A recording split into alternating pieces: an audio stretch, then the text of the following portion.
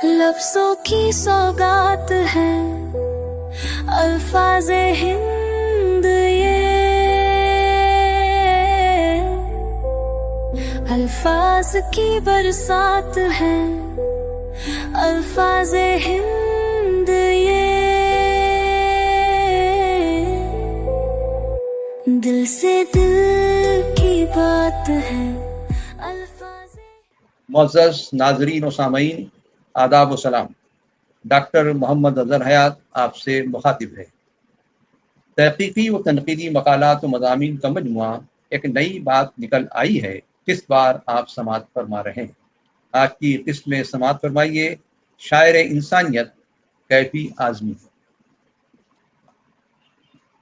علی سردار جعفری اور مجروح سلطان پوری کے غم کو ابھی ہم بھول بھی نہیں پائے تھے کہ افسوس 10 مئی 2002 کو کیفی اعظمی بھی ہمیں داغ مفارقت دے گئے۔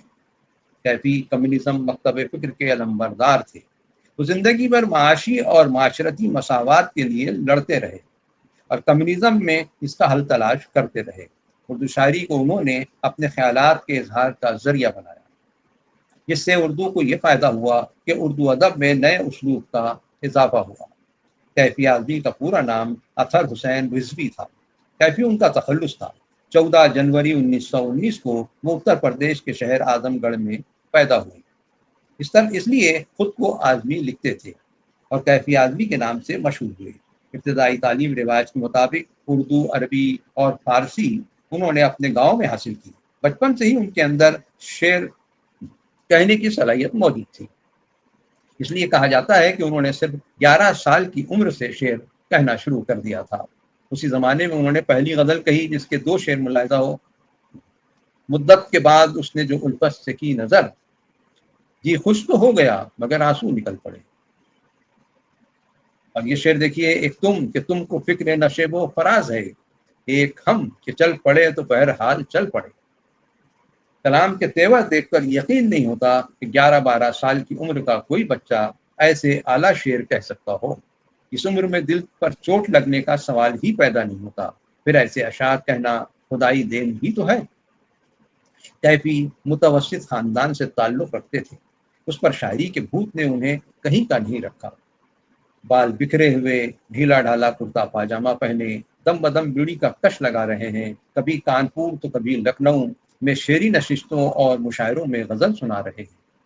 یار دوست واہ واہ کر رہے ہیں اور کیفی بھوکے پیٹ داد وصول کر رہے ہیں اور اپنی دنیا میں مست ہیں۔ کیفی کی زندگی میں نیا موڑ تب آیا جب ان کے ایک دوست نے انہیں 1943 میں ممبئی آنے کی دعوت دی۔ حالانکہ یہاں بھی وہ تقریباً 10 سال تک گردش دورہ کے شکار رہے، کیونکہ ممبئی فلم انڈسٹری جلد کسی کو مان کر نہیں دیتی۔ سو کیفی صاحب کے ساتھ بھی ایسا ہی ہوا۔ انہوں نے ممبئی کو اپنا وطن ثانی بنا لیا اور اسی سرزمین پر جد و جہد کرتے رہے۔ کیفی اس زمانے میں کس قدر تنگ دست اور مخلوق الحال تھے، اس کا اندازہ اس واقعے سے لگایا جا سکتا ہے۔ 1952 میں استاد محترم ڈاکٹر منشاء الرحمان خان منشا نے کیفی صاحب کو ایت محل کے ایک مشاعرے کی دعوت دی تو انہوں نے 80 روپئے کا مطالبہ کیا۔ ڈاکٹر صاحب نے 80 روپئے پیشگی دے دی، 40 روپئے پیشگی دے دی۔ کیفی نے مشاعرے میں شرکت کا وعدہ کر لیا مگر وہ مشاعرے میں شریک نہ ہو سکے۔ کچھ دنوں بعد کیفی صاحب نے خط کے ذریعے مشاعرے میں شرکت نہ کرنے پر افسوس جتایا اور لکھا: جس وقت آپ کی جانب سے 40 روپئے موصول ہوئے اس وقت میرے یہاں ایک بچی تولد ہوئی، اس وقت میرے پاس ایک حبہ بھی نہیں تھا، سو آپ کے عنایت کردہ 40 روپئے میرے کام آ گئے جسے میں لوٹا دوں گا۔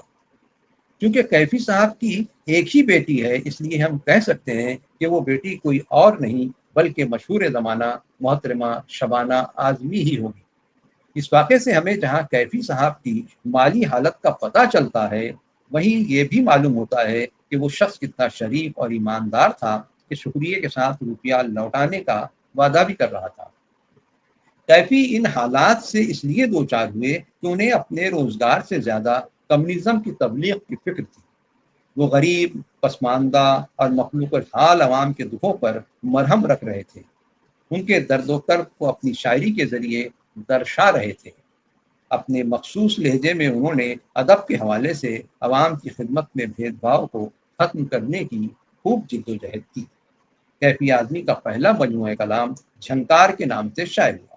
اس کے بعد آخر شب، آوارہ سجدے، ابلیس کی مجلس شورا اور بعد میں سرمایہ کے نام سے کلیات جیسے مجموعہ کلام منظر عام پر آئے۔ ان کے منفرد انداز اور اسلوب نے اردو والوں کا دل موہ لیا۔ ان کی خوب پذیرائی ہوئی۔ کیفی اردو کے ایسے شاعر تھے جنہیں متعدد انعامات سے نوازا گیا، مگر انہوں نے کبھی ایوارڈز کی پرواہ نہیں کی اور اس سے بے نیاز ہی رہے۔ سرکار کی جانب سے جب پدم شری جیسے گراں قدر ایوارڈ انہیں دیا گیا تو انہوں نے یہ کہہ کر اسے واپس کر دیا کہ جب اردو کے ساتھ انصاف نہیں ہو رہا ہے تو اردو کے نام پر یہ خطاب لے کر وہ کیا کریں گے۔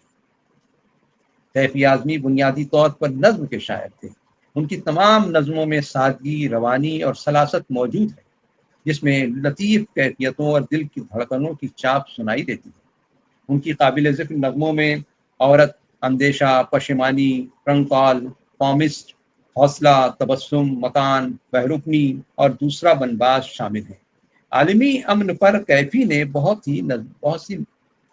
سی نظمیں لکھی ہیں۔ امن عنوان سے ایک نظم کے صرف 2 شعر ملاحظہ کیجیے جو آج کے حالات پر بھی کھرے اترتے ہیں۔ شکریہ امن کا پرچم مجھے دینے والی، میں تیرے ساتھ ہمیشہ اسے لہراؤں گا۔ اور یہ شعر دیکھیے، مدرسے جاتی ہے جس راہ سے میری زویا، ہم وہاں سے کبھی فوجیں نہ گزرنے دیں گے۔ ایک رومانی نظم بوسہ ملاحظہ کیجیے جس میں کیفی نے اردو غزل کے شعری حسن کو چھو لیا ہے۔ جب بھی چوم لیتا ہوں ان حسین آنکھوں کو، جب بھی چوم لیتا ہوں ان حسین آنکھوں کو، 100 چراغ اندھیرے میں جھلملانے لگتے ہیں۔ خشک ہونٹوں میں جیسے دل کھینچ آتا ہے، دل میں کتنے آئینے تھر تھرانے لگتے ہیں۔ پھول کیا، شگوفے کیا، چاند کیا، ستارے کیا، سب رقیب قدموں پہ سر جھکانے لگتے ہیں۔ ذہن جاگ اٹھتا ہے، روح جاگ اٹھتی ہے، نقش آدمیت کے جگمگانے لگتے ہیں۔ لمحہ بھر کو یہ دنیا ظلم چھوڑ دیتی ہے، لمحہ بھر کو سب پتھر مسکرانے لگتے ہیں۔ جب بھی چوم لیتا ہوں ان حسین آنکھوں کو، 100 چراغ اندھیرے میں جھلملانے لگتے ہیں۔ کیفی کی شاعری کو پڑھ کر ہمیں محسوس ہوتا ہے کہ ان کی شاعری اعتماد اور حوصلہ مندی کی شاعری ہے۔ نفرت کی آگ بجھانے اور زخمی دلوں پر بھائی چارے کا مرہم لگانے کی شاعری ہے۔ ان کی شاعری ظلم و ستم، جبر و تشدد کے خلاف اعلان جنگ کی شاعری ہے۔ کیفی شاعر انسانیت تھے، وہ بے باک اور نڈر شاعر تھے۔ انہوں نے کبھی کسی سے سمجھوتا نہیں کیا اور نہ ہی وہ کسی سے مرعوب ہوتے تھے، بلکہ حالات کے دھارے کو موڑنے کا وہ فن خوب جانتے تھے۔ ہندوستانی فلم انڈسٹری کو کیفی نے جو کچھ دیا وہ ایک کارنامے سے کم نہیں۔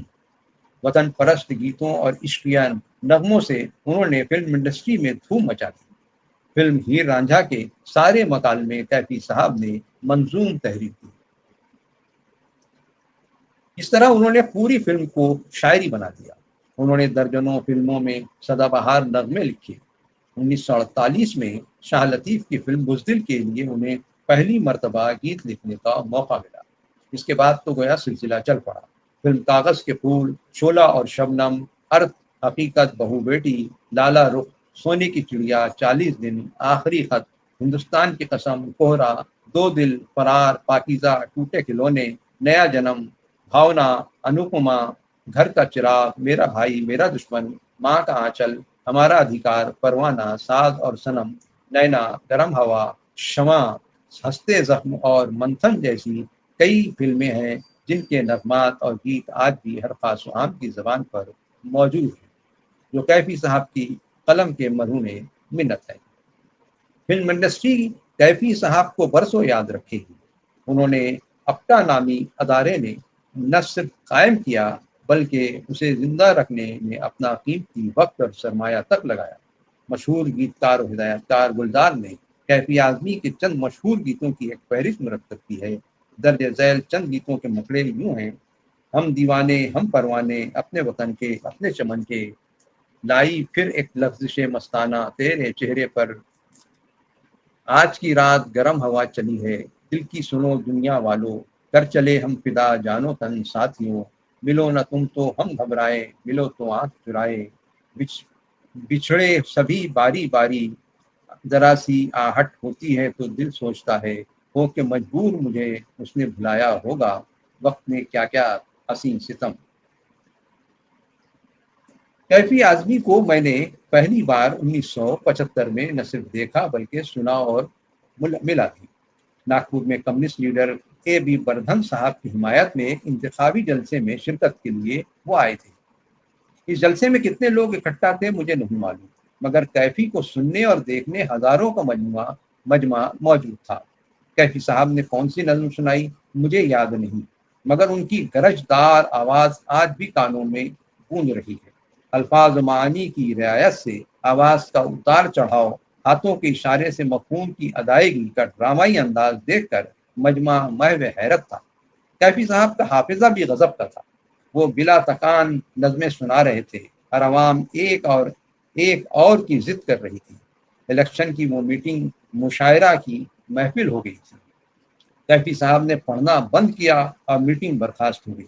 अवामी मकबूलियत और एहतराम कम लोगों के हिस्से में आता है, मगर कैफी साहब इस मामले में भी खुशकिस्मत वाक़े हुए थे। वो इज्जत और शोहरत की बुलंदियों को छू चुके थे। कैफी साहब से मेरी दूसरी मुलाकात जसलोक अस्पताल में हुई, जबकि वो बिस्तरे अलालत पर थे। 1998 में महाराष्ट्र राज्य उर्दू एकेडमी ने कैफी साहब को अकादमी का सबसे बड़ा अवार्ड संत ज्ञानेश्वर अवार्ड देने का फैसला किया। इस सिलसिले में मुंबई में एक अजीम शान तकरीब मुनक़द हुई।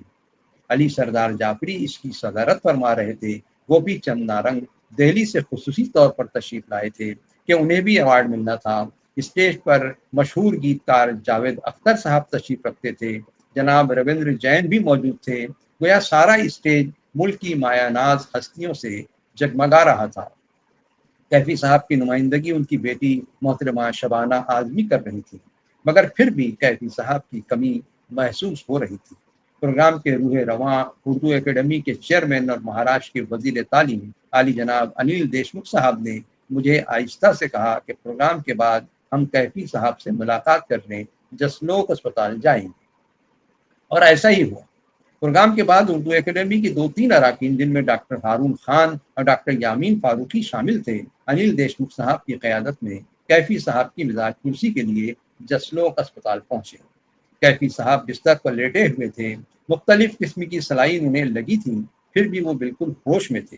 मुझे वो घड़ी आज भी यूं याद है, गोया मैं अभी अभी अपनी आंखों से उन्हें देख रहा हूँ। मैंने देखा कि कैफी साहब के चेहरे पर कोई मायूसी, लाचारी और बेचारगी महसूस नहीं हो रही थी, बल्कि वो बिस्तरे अलालत पर पूरे हशाश बशाश और मुतमईन लग रहे थे। क्यों ना हो, उन्होंने दुनिया में शोहरत और इज्जत, दौलत और सरवत की तमाम तर नेमतें हासिल कर ली थी, मगर फिर भी मैंने महसूस किया कि उनकी गोल गोल बड़ी बड़ी आंखों में कोई तमन्ना अंगड़ाई दे रही थी, और शायद 10 मई 2002 को उनकी वो तमन्ना पूरी न हो सकी। इसलिए उन्होंने मुंह मोड़ लिया और आंखें फेर ली। उन्होंने चाहा था कि उनकी मौत इश्तराकी हिंदुस्तान में हो, मगर बकौल निदा फाजली अफसोस उनका ये ख्वाब शर्मिंदा ताबीर न हो सका। इससे ज्यादा अफसोस कि कैफी आदमी की मौत फसादात ज़दा हिंदुस्तान में हुई। सच है, इंसान का हर ख्वाब और हर तमन्ना पूरी नहीं होती। बहुत शुक्रिया। एक नई बात निकल आई है, मेरी बातों से कोई बात निकल आई है। चुप थे लफ्ज़ों ने कुछ राज कह दिए, मेरे पहलू में कुछ जात निकल आई है। एक खामोशी ने गजल सुना दी है, एक नई बात निकल आई है।